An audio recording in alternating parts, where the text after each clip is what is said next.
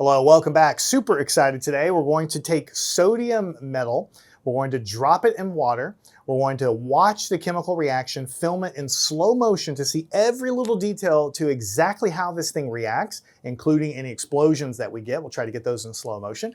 And then we're going to discuss what's actually happening.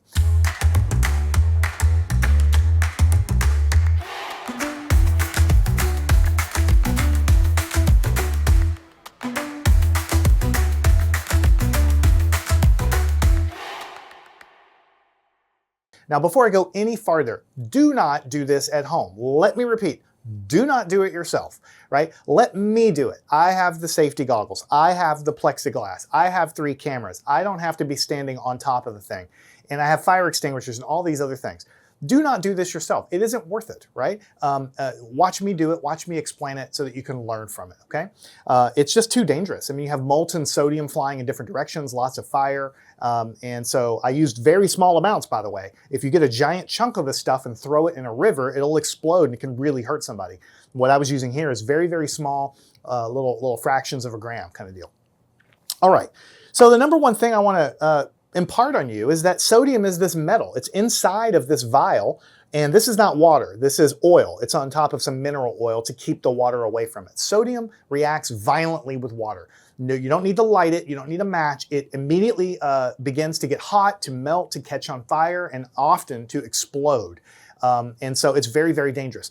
But it's a metal on the periodic table, which is right here on the first column, right on top of potassium.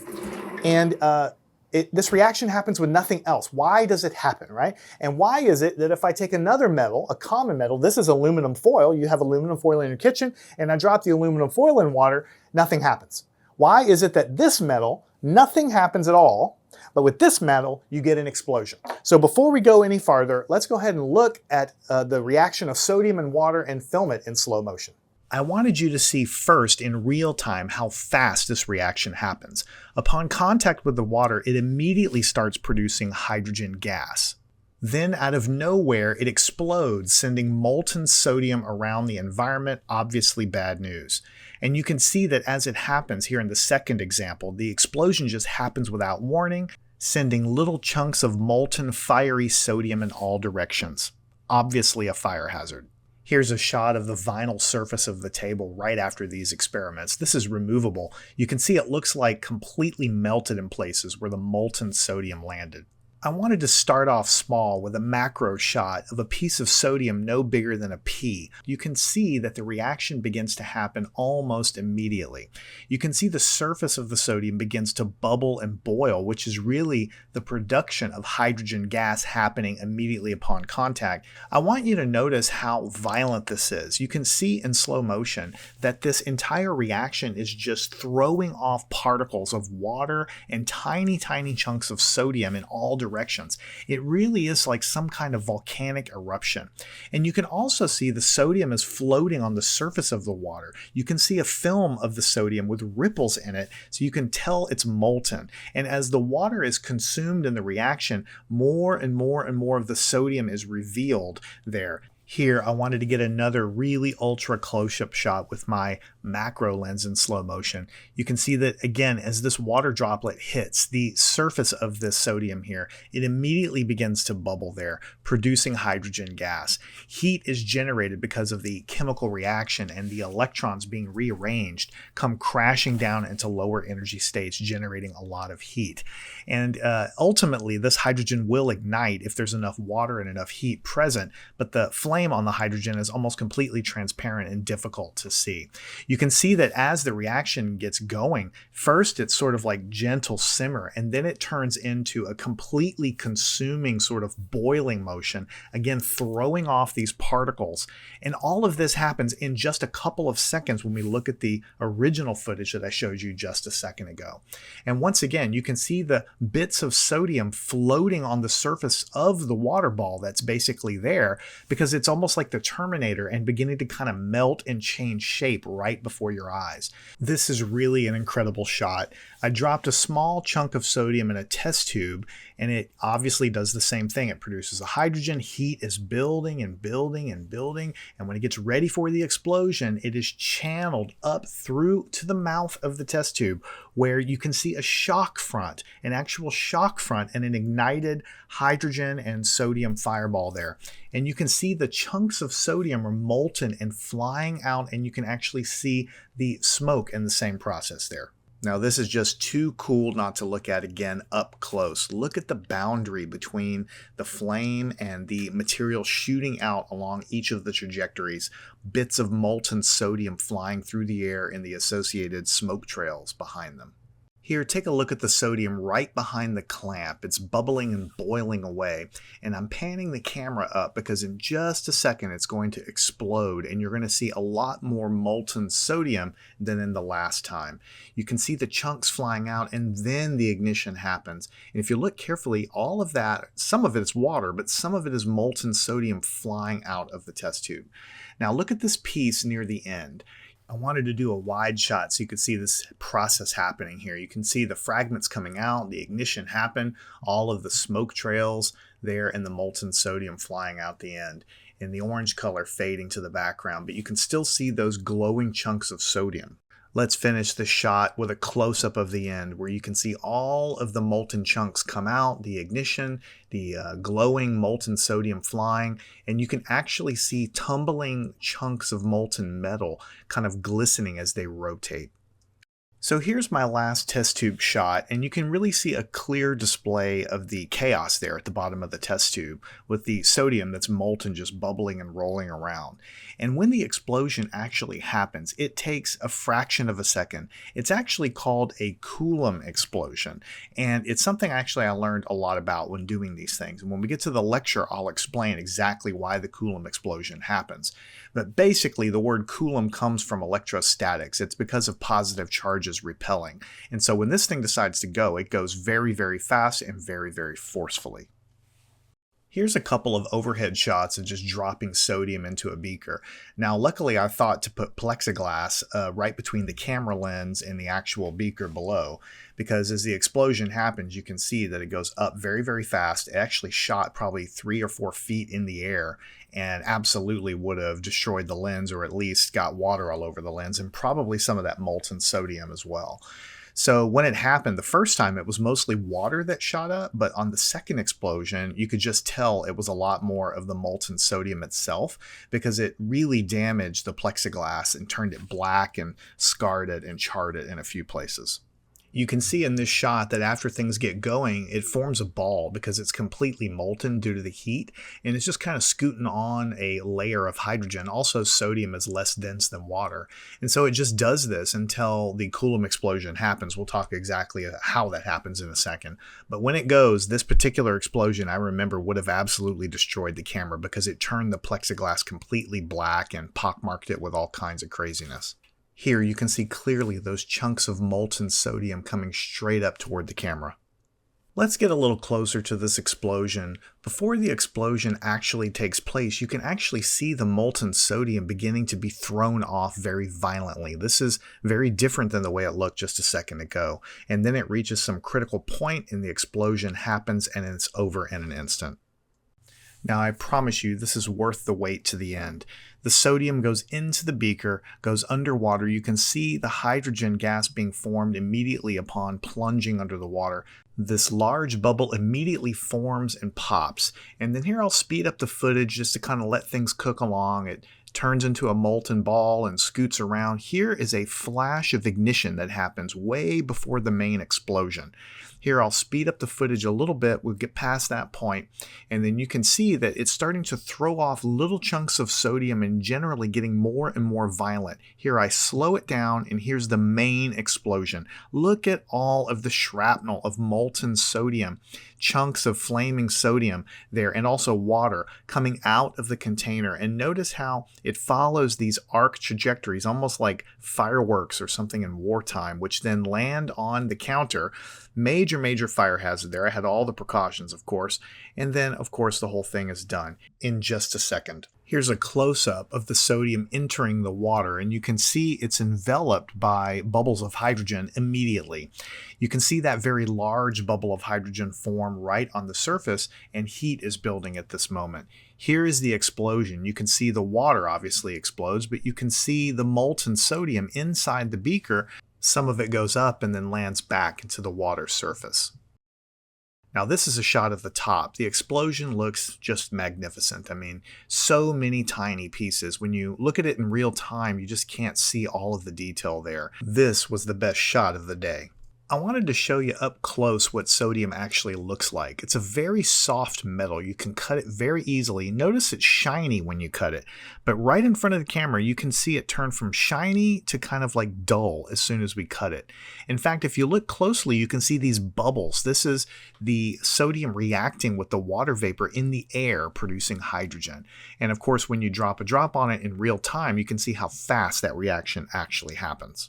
Now, I think you would agree that that was impressive, no matter how you slice it. Something, just a single element on the periodic table, without a match, without a lighter, it just spontaneously gets hot, spontaneously gets molten, spontaneously catches what appears to be fire, glowing things, and an explosion at the end. I mean, and very dangerous, as I mentioned many times. Don't do this yourself, okay? But what I want to do first is I want to describe big picture, without writing very much on the board at all, why it happens. I've seen lots of videos of this. Of course, everybody has, but it doesn't really explain why it happens. I want to explain in a big picture why it happens. But then if you stick with me past the initial, then we're going to go a little bit level deeper. We're going to talk about the electrons, talk about exactly why it's happening, because it's fascinating. And I promise anybody watching this can absolutely understand what I'm going to tell you all the way to the end. So stick with me a little bit for a basic idea, stick with me farther for a longer idea. All right, so sodium, as I mentioned before, is right here in the periodic table. It's element number 11, and it's in the first column. These are highly reactive elements, but you might ask yourself, why are they highly reactive? That's what we're going to talk about today. Basically, what you're taught in chemistry is that everything on this side of the periodic table wants to lose an electron. In particular, everything in this column wants to lose a single electron, and you're taught that it's doing that to try to look like the nearest neighbor over. If it loses an electron, it looks like neon, which is, has only 10 electrons. Here we have 11 electrons, so it loses one, and it looks like neon. And you're taught that elements like to do that. They like to lose or gain electrons to look like the noble gases. We're going to talk about why that happens here, but that's what's happening in a big picture. It wants to lose that electron. All right, but water, as you know, is H2O. There are two hydrogens bound up with a single oxygen. And the way the molecule really looks is a bent molecule where the two hydrogens are actually on both sides of the oxygen, and it's not in a straight line, it's bent like this. So what happens is, because the sodium wants to lose an electron, then what happens is these hydrogens want to gain an electron, and once they grab the electron from the sodium, they can detach from the water, and the hydrogen becomes free. And the hydrogen can then bond together with another hydrogen and make H2 gas, and then that gas is very hot from the reaction, and because, you know, hydrogen is combustible, then it catches on fire. And then often an explosion follows, right? And then it's so hot that the sodium metal itself, it gets molten into a ball, and you can get a splattering of this molten metal, which is really dangerous. You really, really hurt yourself. And so you have to be very, very careful about that. All right, now when you burn hydrogen, what does the flame look like? Well, in the videos, you could see a lot of orange. And so, but actually, when you burn hydrogen, if you look at the space shuttle, the fuel from those main engines at the bottom was hydrogen, and the oxidizer was oxygen. And when it burns, it makes this pale blue flame. So blue is the color of hydrogen that's burning, and you can see a little bit of blue in some of the slow motion videos that I have. But you see a lot of orange also. So what's going on there is that the hydrogen is burning almost colorlessly, and it's getting the sodium hot, and so it's melting into a ball, right? And that ball skips around the surface. You saw that many, many times, right? But eventually the sodium vaporizes because it goes from a solid, you know, into a liquid, and then it goes into a gas, and it's floating in as sodium vapor, basically. And there's 11 electrons around sodium. And so there's a lot of electrons that can jump up and down in the energy levels. And sodium has a characteristic yellowish orange glow when the electrons are excited and jumping around. In fact, there are lights that are made in stadiums, like big stadium seating, and it's called sodium lights because it makes that nice, warm, yellowish kind of light that we like to see a lot of times. So sodium glows orange, and that's why we saw so many orange flames of orange flying off there. It's not necessarily that the sodium is burning, it's just it's molten, and a lot of times it's vapor, and the electrons are jumping around and making that nice orange glow. All right, and then eventually the entire concoction explodes. And that's another thing I want to get to a little bit later. Why does the explosion happen? Is it hydrogen building up underneath into a pocket and then boom, it explodes? Is it some other mechanism? Is it water vaporizing and, and then causing it to fly everywhere? Is it the sodium vaporizing really rapidly? What is it? I'm going to save that for a little bit later in the discussion. But the finale is the thing explodes and then you see all the chunks going everywhere. All right, so that's the recap of what's going on. Sodium wants to lose an electron. When you put it in water, you have these hydrogens who want to gain an electron that are able to pull on it and grab that electron. And when that happens, this, that's my sound effect, this hydrogen pops off, and then it's a free agent to go combust with oxygen or to bond with another hydrogen and then combust. And then when that heat happens, then it makes everything hot, the sodium gets molten, and then vaporizes and eventually explodes. That's the top level discussion of exactly what's happening.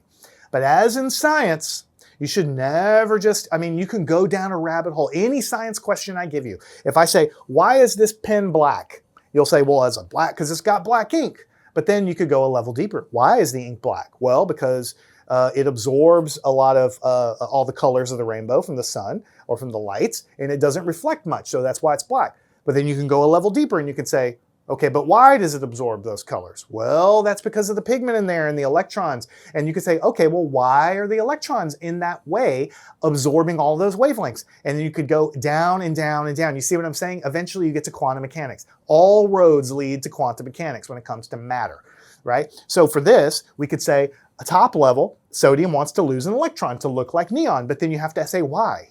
Right? And I just told you the hydrogens want to grab the electron and pop off and then burn. But then you can say why? Why does the hydrogen want to do that? Why doesn't it just stay bonded to the oxygen? Why doesn't the water just stay together? Why does it pop off at all? Why does that happen for sodium?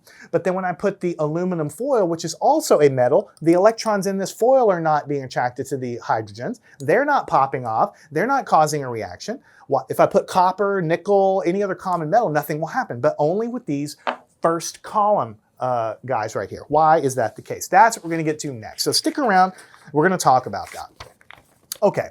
First of all, to read this thing, it's periodic table, sodium has 11 right here. That means there's 11 protons in the nucleus. So what we basically know is that for sodium, which is element 11, there's 11 protons in the nucleus. And if you look it up in the periodic table, you'll find that there's actually 12 neutrons. Again, these are both in the nucleus. So I'll even put something here, nucleus. Right? And then over here, we have 11 electrons surrounding everything. So I'm going to say in orbitals.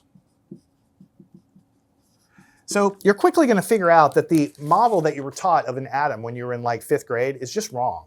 And in fact, it's wrong for me too. I don't know what an atom looks like. Nobody does. We have models.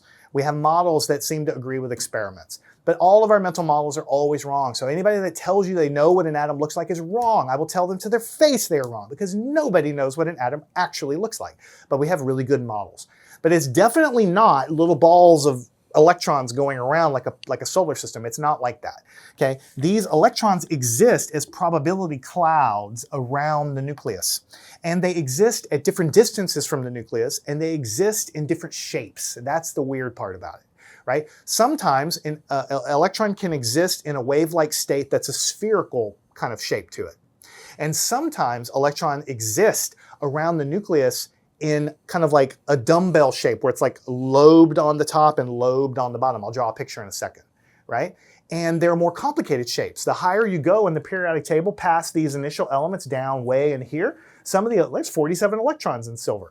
Some of those electrons near the end have funky shapes. And when I say shapes, you're thinking, what do you mean by shapes? Electrons are little balls. They're not balls. You were lied to, right? Because we don't have good mental pictures. They exist as wave-like structures with complex shapes.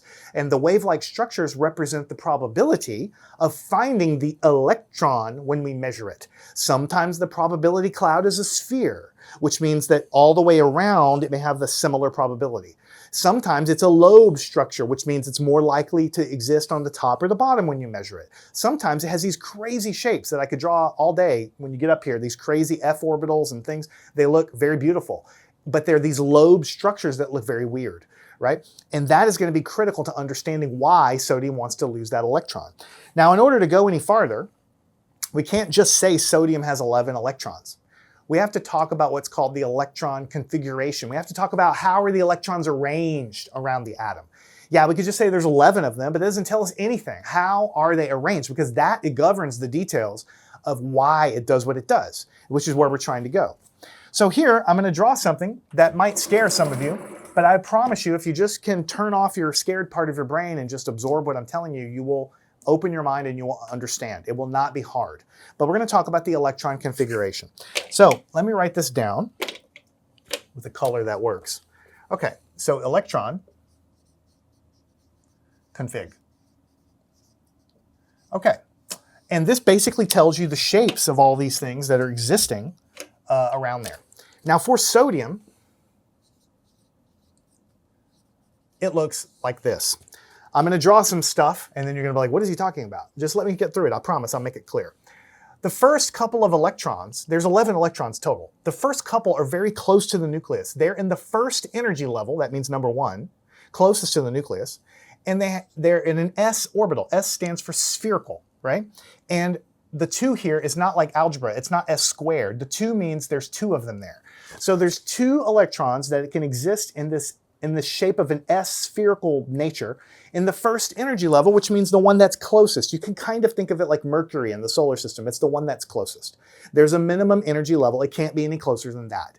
Now, I'm oversimplifying already because you're already thinking spherical. Oh, it's a shell. Well, actually, it's a spherical thing that extends throughout space forever according to a mathematical formula. I'm not giving you all of the details because otherwise I'll put you to sleep. Okay, you got to start somewhere. So think of it as a spherical thing, but just know that when you look at the equation, it extends as a sphere with decreasing probability in all directions forever. Okay, but it's at it initially kind of starts at some maximum maximum probability distance from the nucleus. Okay, but that's only 2 electrons. But there's a lot more, right? There's like 9 more for a total of 11.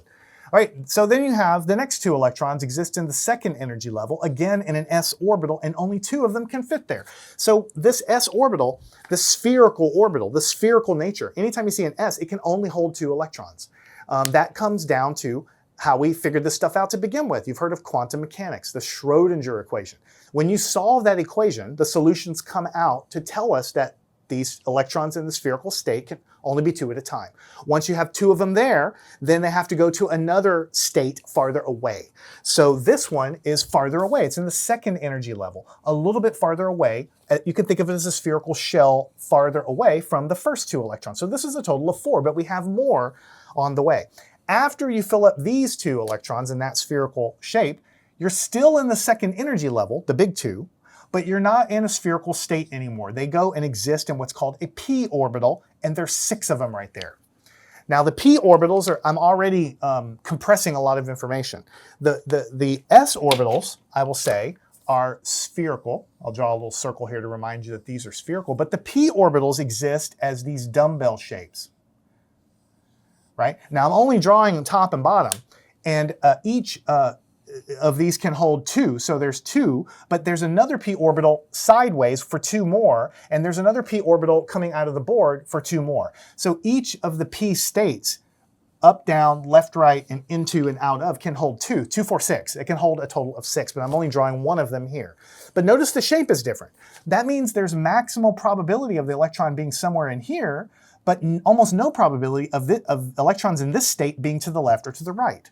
whereas this was more of a spherical distribution there. Okay, you might say, well, how do we know it's a dumbbell shape? Where did that come from? That's what I was telling you with the ink here. We could go another level deeper and we can have a whole hour-long discussion. But it comes from the Schrodinger equation. It's an equation in math. When you solve it for atoms, you get these different shapes. Just like in algebra, when you solve an equation, sometimes for a line, you'll get a single solution.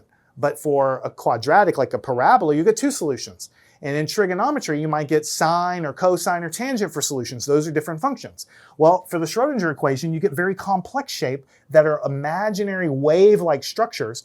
Some of them look spherical and some of them look dumbbell-shaped. And that's where they come from.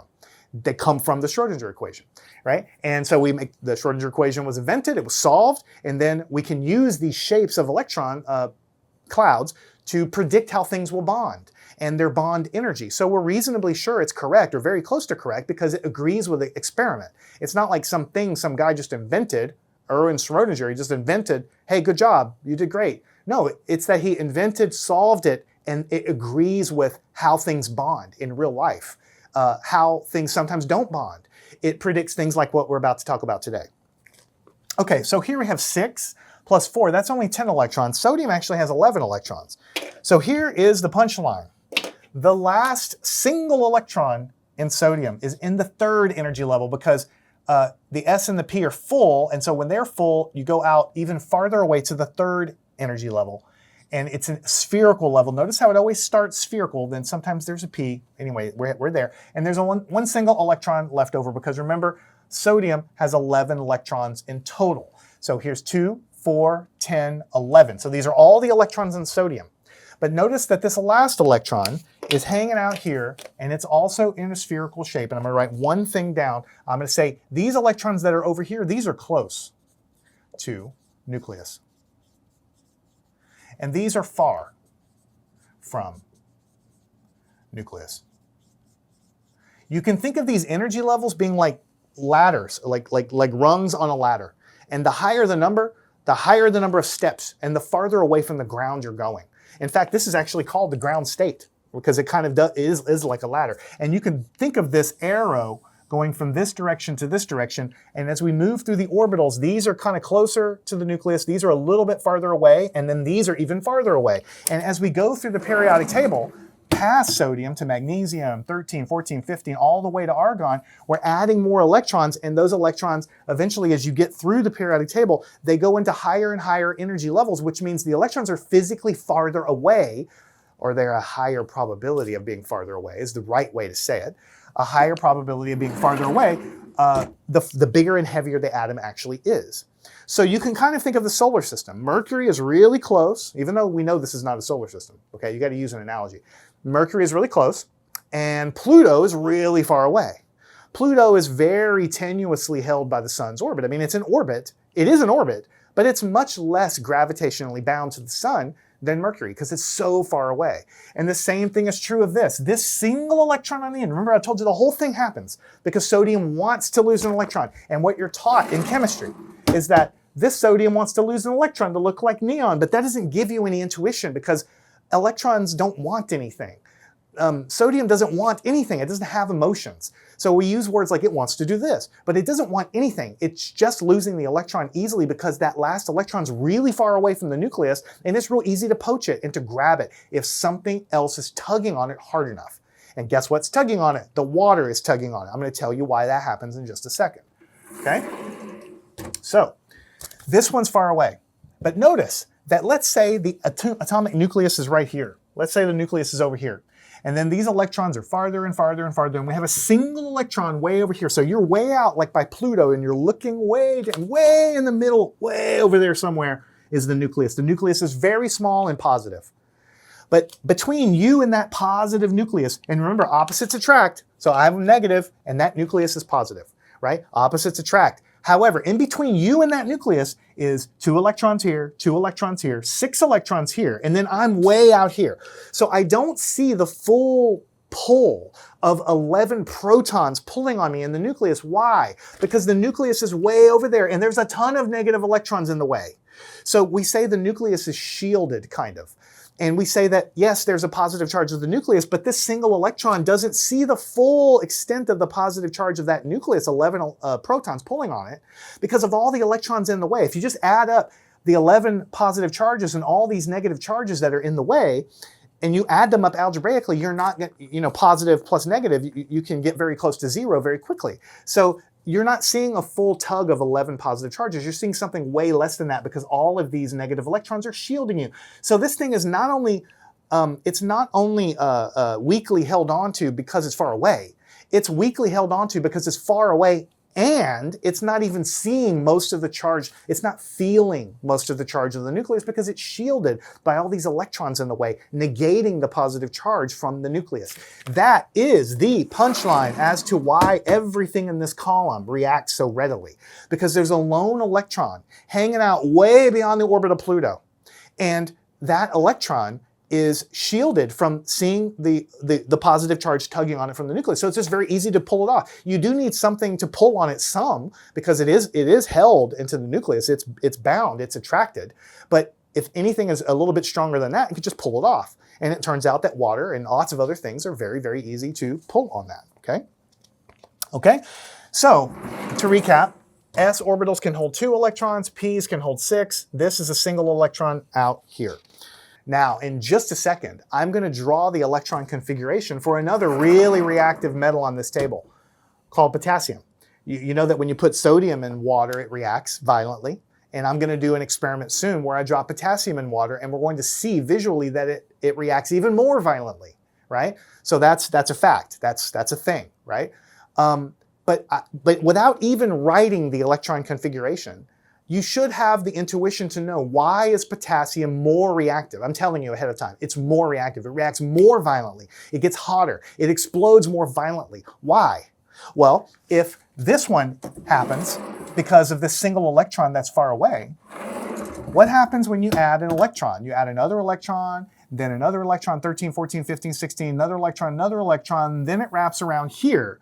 I'm going to write down the electrons in a second.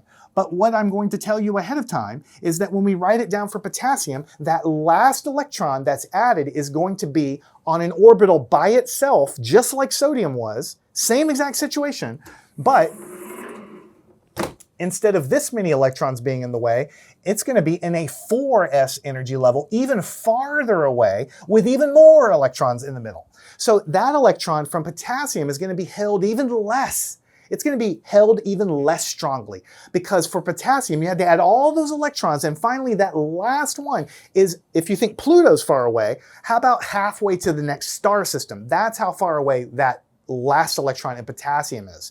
And because of that, it's looking back to the nucleus really far away, and all of those electrons are in the way. And it's shielded even more from the nucleus, so it's even easier for water to rip the electron off of potassium. So that's what we'll do next. Let's write down the electron configuration of potassium and draw the comparison.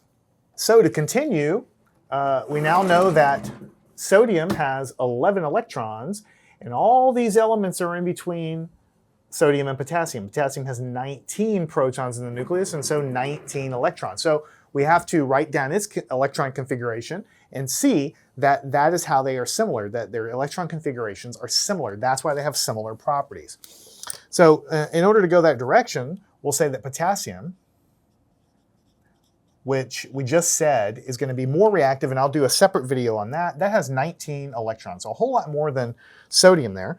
Why would having more electrons make it more reactive? Well, we're going to find out right now. All right, so we have to fill up the electron orbitals in the same way, right? First, we start out, the innermost 2 electrons fill up in the same way as what we had here. So let me start over here, 1s2. So that means first energy level closest to the nucleus has 2 electrons in the s spherical orbital. And then the next 2 electrons fill up just like sodium, so 2s2. So a little bit farther away, 2 more electrons go in the spherical orbital. Okay, then we fill up the same way here, 2p6. So 6 electrons are in the dumbbell orbitals. Again, let me just say one thing about this. I have 2 lobes here. It's not like 1 electron's up here and 1's down here. The entire structure, the lobe structure on the top and on the bottom, is a wave-like state. The whole enchilada is a wave-like state. And an electron is a wavy thing that operates, that takes the shape of that. it's called a standing wave. If you ever jiggle a rope against a wall and jiggle it so that you see the standing wave pattern, that's kind of what's happening to the electron waves, okay? That's the best analogy that we have. So it's not like one electron here, one electron here. It's that an electron is this shape, and two of them can be in this shape. There's a difference in something called electron spin and some differences that I don't want to get into in this lesson. But basically, two of them can fit into this shape, two of them in this shape, two of them in the shape, the dumbbell shape out of the board. So there's 6 more there. Now, for sodium, we only had 1 extra electron, so it kind of like ended right here. But for potassium, we have tons of electrons left. So the next ones are going to go into the 3s orbital just like this, but instead of 1, there's 2 of them. Remember, all of the s orbitals can only hold 2 electrons. The p orbitals altogether in the 3 different directions can hold 6. So how many do we have? We have 10 right here, and then 12. So we have a whole lot more electrons to go. So what comes after the 3s orbital? Well, we have to fill the p orbital. It comes next, 3p, and a total of 6 electrons can fit in there. Again, it's the lobe structure, some up and down, some left and right, some in and out of the board. 3 dimensions there, 3 different directions, x, y, and z. So how many do we have now? We have 10 right here, and then we have 8 here. So there's 18, but we have 1 more electron. So what would come after s and p, after we exhaust the 3p orbital? We have the 4th energy level, and that's going to be an s orbital, and there's only 1 left over. So you see what the similarity is between potassium and sodium is that the orbitals for the electrons always fill in the same order. It's kind of like, I don't know, it's kind of like pouring cereal into a very tall, like, I don't know, transparent box or something. If you put the cereal in, it always goes to the bottom, and the bottom layer gets full. And then if you pour some more cereal, it goes and sits on top of the bottom layer. And if you keep putting more and more cereal in, it always fills on top. The more cereal you pour into this like column or whatever, or a bowl or whatever you want to think about, it always fills at the bottom first, the ground state, and then it just keeps on adding farther and farther and farther away. The electrons pile into the closest energy level, which is in an s orbital, and then the next a little farther away s orbital, s, and then the second energy level can have s and p. The first energy level doesn't have a p orbital, it just has an s orbital. So s, s and p, and then s and p again in the third energy level that's even farther away, and then it goes into the 4s orbital. What do you think would happen after the 4s orbital? Well, there's going to be p, and then if you keep going in the elements above that, you get into D's and F's, and we give them letters, but really these letters correspond to different shapes. This looks a little bit like a flower or 2 dumbbells, but they get to much more complex, beautiful looking shapes in 3 dimensions, okay? Standing wave patterns. And the electrons exist as these standing waves.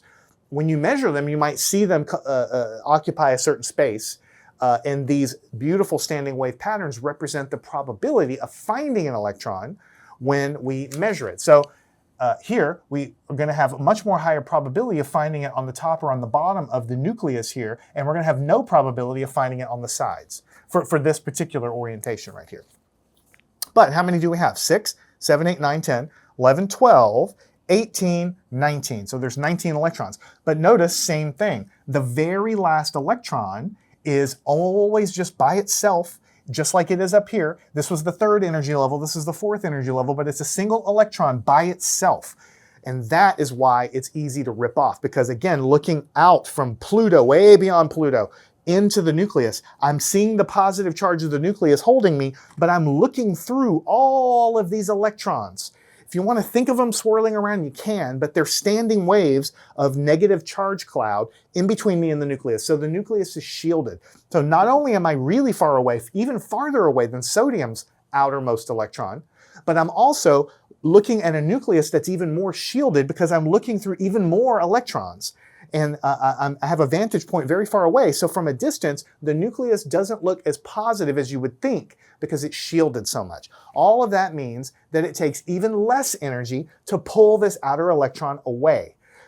Literally, if you could grab these electrons with tweezers and feel how hard it was to yank them off, right, then it would be a harder force pulling here. You would have to pull less with less energy to rip off that outer electron. And that is why, as I will do an experiment in the future, When we put potassium in water, it reacts even more violently than sodium does. It almost explodes on contact. And if you were to go down the periodic table, I doubt I will ever do experiments with rubidium or cesium or any of these. They're so reactive because, look, 37 electrons, 55 electrons, 87 electrons. The outermost electron is always going to be a lone single electron very far away. For something like francium or cesium, it's so reactive, you toss it in water, it basically explodes immediately because everything is happening so fast and so readily. All right, now we have discussed at great length half of the situation. This is what I wish somebody would have taught me in chemistry or physics. Why do this first column, why do they like to lose electrons to look like a noble gas? That is the reason why.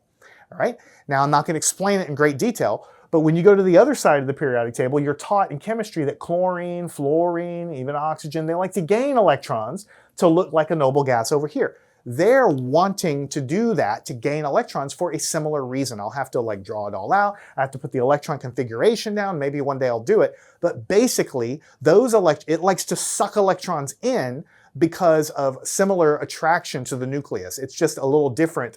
When you write the electron configuration down, you'll see that the nucleus is able to pull electrons in so readily. That's why things like to react with oxygen, fluorine, and chlorine, because they pull electrons in so much. Now, speaking of that, we have to now talk about water, because that's the other angle here. Water, you're taught, is H2O, but that's not very descriptive. Really, you want to think of it as a bent molecule like this. Single oxygen in the middle, 2 hydrogens on the sides. It's bent because of extra electrons that are up here I haven't drawn, pushing the structure down like this. Now, as I mentioned, over here, oxygen likes to gain electrons. You're taught that in chemistry. It does it because of electric forces from the nucleus pulling electrons in. Right? And because of that, what you have here is electrons. This line here is a bond, a single bond from oxygen to hydrogen. When you see one of these lines, what it means is a pair of electrons. 2 electrons are being shared equally. Well, equally is a dirty word. I'll tell you in a second why it's not equal. But they're shared ideally equally between the 2 atoms. Hydrogen, through this line, gets to sort of feel 2 electrons, which is what it wants, and oxygen also has 2 electrons here hanging out in the middle. You can think of them sort of hanging out in the middle, and this one's hanging out in the middle as well. Now, why it does that, it goes into chemistry, but that's what the lines are. They're shared electrons, and so they're covalently bonded, shared here and shared here. 2 electrons, a pair and a pair. But because oxygen is so readily able to attract electrons for reasons that will be in another lesson, okay? Then what really happens here is it's not evenly shared. The electrons that are shared here are not equidistant here between the oxygen and the hydrogen. They are just pulled a little bit more towards the oxygen. And these electrons here are not equally shared. They're pulled a little bit towards the oxygen here. And so because of that, this oxygen atom has a tiny extra negative charge on it, because the electrons that are here, it's a neutral atom, but they're being pulled closer. And these hydrogens have a tiny positive charge associated with them, because a hydrogen, don't forget, is a single proton and a single electron. When the electrons are pulled away from it, then you start to see the positive nucleus, and it looks like this side of the water molecule is positive. And over here, this hydrogen on this side of the water molecule is a little positive. But the oxygen is very slightly negative. So you may or may not have learned in chemistry that this water that you're drinking it's a charged molecule, but they don't use the word charged molecule. We call it a polar molecule. A polar molecule is just a molecule where, because of the electron sharing, half of the molecule is slightly positive and the other half of the molecule is slightly negative. Now, this fancy symbol here looks like a snake. It's the Greek letter delta. You can kind of practice it. It's a little snake-looking thing, right? It's a Greek letter delta. It's a letter that we use that just means teeny, teeny, tiny. That's all it means. So there's a teeny, teeny, tiny positive charge on the hydrogen here, a teeny, teeny, tiny positive charge of the hydrogen here, and a teeny, tiny negative charge on the oxygen there. So this water that you drink, half of all of the molecules are slightly negative, and the other half of those molecules are slightly positive. So when you drop a bit of sodium into that mixture of this vast ocean of molecules that are half positive, half negative, what's going to happen? The sodium is going to hang over here, and this hydrogen is slightly positive. Positive is going to attract the outermost electron of the sodium. And it's going to attract it so much that that outermost electron of the sodium is going to get ripped off of the sodium. Only because water is polar. Only because water is polar. In fact, if you put the sodium in a liquid that's not polar, that's not charged at all, then nothing happens. And that is how the sodium is stored. It's in oil. Oil is not polar. There is no charge nature of oil. Notice it's not exploding, right? The only reason it does anything in water is because water is a polar molecule that's charged half and half, positive, negative. And the positive side of this hydrogen, it rips off the electron. What do you think happens when this happens? That electron goes in and attaches to the hydrogen. And once it has that extra electron, it no longer needs to share over here, so it pops off, like I told you earlier. And this hydrogen atom floats around briefly in solution. Eventually, it comes into contact with another liberated hydrogen atom and bonds and makes H2 gas, because hydrogen likes to bond with itself. Okay? And then it combusts. Why does it combust? Because when this electron from the sodium gets yanked off, it is not a peaceful process. This electron is being attracted by the nucleus of the sodium. When the water rips it off, it literally rips it off, and once it's free of the sodium, then it literally gets attracted and rams itself into the hydrogen right here, and then the hydrogen separates. When it I'm using my hand to convey that it's literally ramming itself into there, and that's a lot of energy imparted to the hydrogen. And that's heat. The heat then causes the combustion to happen with the oxygen in the air. Okay, so and that's why sodium is melting and turning into the molten ball, because the melting point is low, and all of this creates a lot of heat when it happens. There's no flame. There's nothing that needs to happen. It's just because the water has enough of a charge to yank it off. And if you put this thing, potassium or sodium, in mineral oil that's not polar, nothing happens, because there is no attraction with the outer electron there to be able to do anything at all. So, two more things I want to talk about before we close it off. I've described briefly what's going on, but I want to write down the chemical reaction that we actually see. What happens is we have this sodium, which is a solid metal, and then we add it to the water, right, which is a liquid. And what actually forms is the hydrogen pops off, and then the hydrogen combusts and burns. The sodium has lost an electron. So it's an ion, and so the sodium is hanging out dissolved in solution. And what's left over here, whenever you pop off a hydrogen, you have an OH left over. So the sodium is there, and the OH is left behind. This is called sodium hydroxide aqueous solution. And then over here plus the H2, which is the gas. Now, what's going on whenever we write something like this in aqueous solution? What this really is, aqueous solution means that the sodium is floating around as ions, positive ions, because they've lost an electron. And the hydroxide are also floating around as ions, which are negative ions. So they're both essentially dissolved in solution and dissociated, which means they're not connected and bonded to each other. I mean, they're bumping into each other, they're bonding temporarily, and then they're coming back apart again. So they exist as sodium ions in solution and hydroxide. Sodium hydroxide, that's called a base, which is opposite of an acid. You heard of acids? Well, this is a base, opposite of an acid.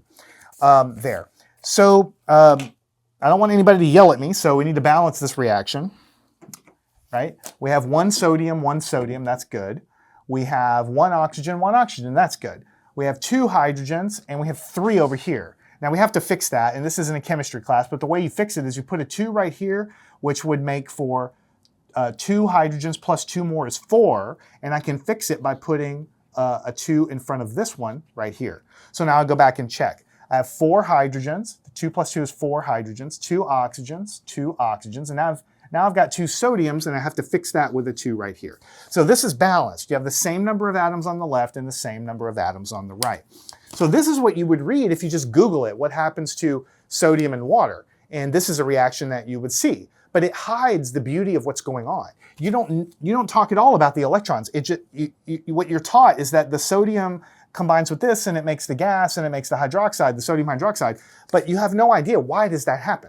I mean, why doesn't it happen for aluminum? Why don't, when I put aluminum here and combine it with water, it make aluminum hydroxide and hydrogen gas? The reason why is because aluminum Notice on the periodic table, aluminum is over here. So its outermost electron is totally different character than the ones here. Everything in this column has a single outermost electron very far away that can be ripped off. If we write down the electron configuration for for aluminum, the outermost electron is not as easy to pull away. And water doesn't have the force, for lack of a better word, from the charge on the hydrogens here, enough of it to pull them apart. That's why we put it in there, nothing happens. So we put the sodium in the water. The sodium loses an electron. Why? Because the water molecule, the positive side of it, pulls the electron away. That makes a sodium ion, which is dissolved in the water. This hydrogen pops off, combines with other hydrogens, and burns. And what's left is a hydroxide, an OH. That's the OH that's here. We call it sodium hydroxide in aqueous solution. The hydrogen, as we've described, comes together and makes H2. But what I haven't shown in this reaction is that this H2 gets hot enough to combust. If you do this experiment in a vacuum chamber where there's no oxygen in the outside environment, which I think I will do one day, right? Then the reaction happens. The sodium, I expect would get molten and do all the stuff, but the combustion wouldn't happen because there's no oxygen for this thing to burn with. I'll do it one day and we'll see, but that's what should happen. Okay, the last thing I want to talk about is the explosion that happens. Now, frequently in science, cool things happen and you think you know why, but there's not always a clear-cut answer. There's a lot of why does it explode? Why doesn't it explode immediately?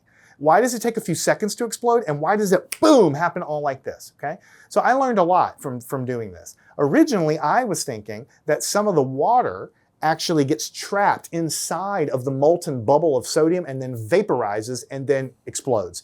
And I've done some reading in the literature, and that is true that could be partly going on. But the leading theory as to why it actually explodes after a while is because notice that when we put the sodium in, it makes the sodium ions in the water solution. And the sodium ions are all positively charged. And if you get enough sodium ions in water, then they're going to repel each other violently and then cause an explosion to happen. So somehow, whenever you put it in the water, the sodium is coming out off of the chunk you put in there as sodium ions. Some of them get trapped inside of the hunk of molten liquid that you have there. When you get enough of them there, then you have a repulsion event, which we call an explosion. There could be something going on with water vapor as well as possible, but that's the leading theory as to why it actually explodes. It's called a Coulomb explosion. Coulomb from charged particles is coulombs of charge. That's what Coulomb comes from there. All right, so that's all I have for today. I wanted to start by taking a simple metal from the periodic table that you can find lots of videos of. I wanted to film it in slow motion. I really wanted to see for myself what happens. I wanted to try to learn as much as I could from the slow motion. And I wanted to mostly talk about why it happens because that is what I see lacking when I look at other videos out there. And I hope that you have been encouraged that this electron configuration stuff, it does look crazy. If I just gave you this, and said, here it is, then you'd be like, what? But hopefully along the way you understand that the electrons can only exist in certain what we call orbitals, which are shapes of the probability cloud. Where do those shapes come from? They come from the solution of Schrodinger equation, which is the cornerstone of quantum mechanics. And as the electrons come in, they fill up in the same order. When we did potassium, they did the same thing. They just went farther and farther. As we go in the periodic table, more and more electrons mean more and more complicated shapes. And the shape of these electron orbitals very often governs all of the chemistry and the physics that's happening. The chemical bonding, the reactions, when you get down into the dirty details, usually can be explained by the shape of the electron orbitals. Chemistry is all about rearranging electrons. And so the orbitals and the shapes are critical to understanding what's going on. I could have just written down this reaction and it would have been done. Most people would be satisfied. But there would be this gnawing thing. Why does this happen and it doesn't happen for other metals?